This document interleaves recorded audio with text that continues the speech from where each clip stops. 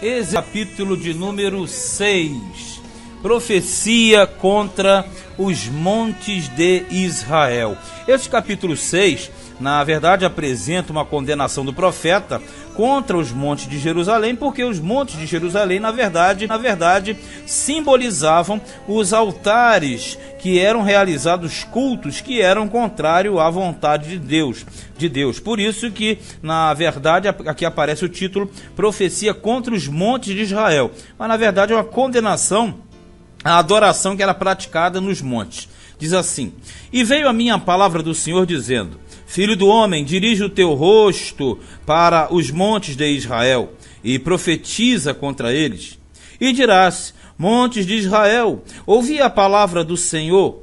Assim diz o Senhor aos montes, aos outeiros, aos ribeiros e aos vales: Eis que eu, sim, eu mesmo, trarei a espada sobre vós e destruirei os vossos altos. Então você veja claramente que ele fala diretamente a todos os pontos que existiam de idolatria, de adoração fora do padrão de Deus, como nos montes, nos outeiros, nos ribeiros, nos vales. E ele diz que chamará a espada, e essa espada vem para sentenciar tais práticas.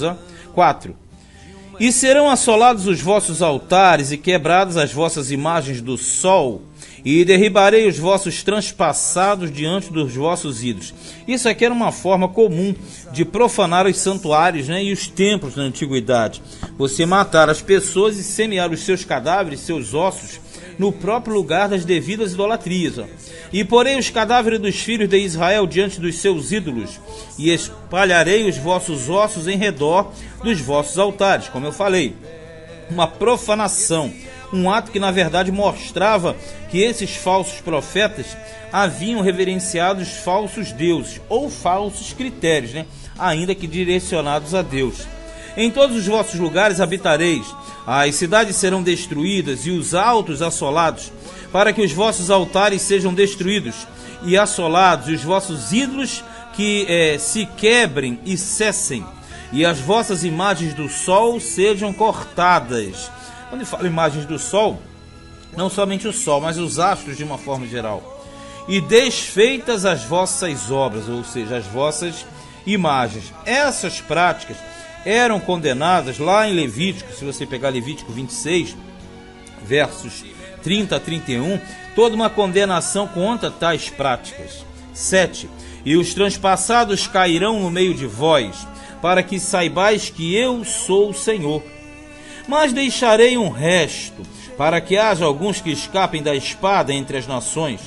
Quando fordes espalhados pelas terras, esse resto é o remanescente. Então se lembrarão de mim os que de vós escaparem, entre as nações para onde foram levados em cativeiro.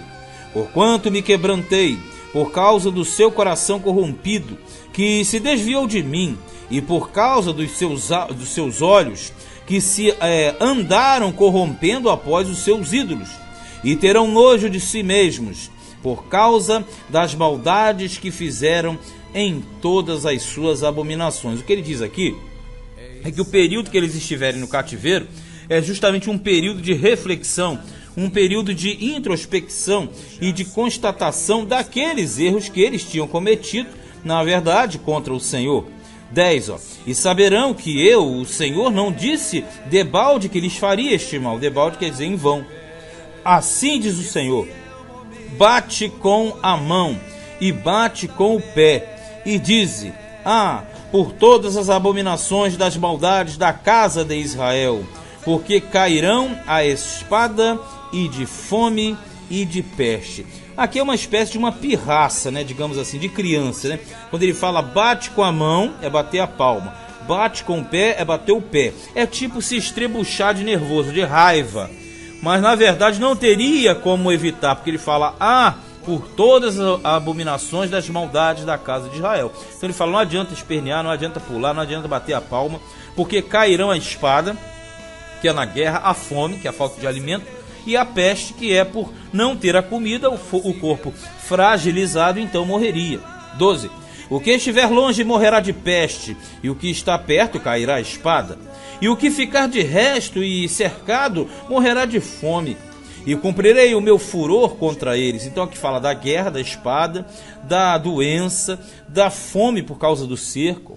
Então sabereis que eu sou o Senhor, quando estiverem os seus transpassados no meio dos seus ídolos, em redor dos seus altares, e em todo o outeiro alto, em todos os cumes dos montes, e debaixo de toda a árvore verde.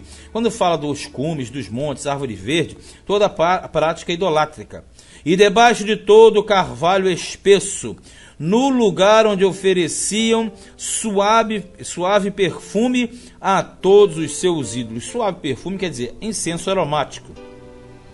E estenderei a mão sobre eles e farei a terra assolada, mais assolada do que o deserto da banda de Ribla. Ribla também pode ser interpretada aqui como Dibla, né? E na verdade uma região desértica. Aí diz assim, em todas as suas habitações, e saberão que eu sou o Senhor. Lembrando que toda esta palavra e profecia do capítulo 6 foi direcionada aos israelitas que estavam no cativeiro em Babilônia, e não aos israelitas que estavam, melhor, os judeus que estavam na Palestina, propriamente em Judá e Jerusalém. Então esse foi o capítulo 6, uma condenação contra os altos, que na verdade simbolizava toda a prática idolátrica que era realizada no meio do povo de Deus. Este foi Ezequiel capítulo 6.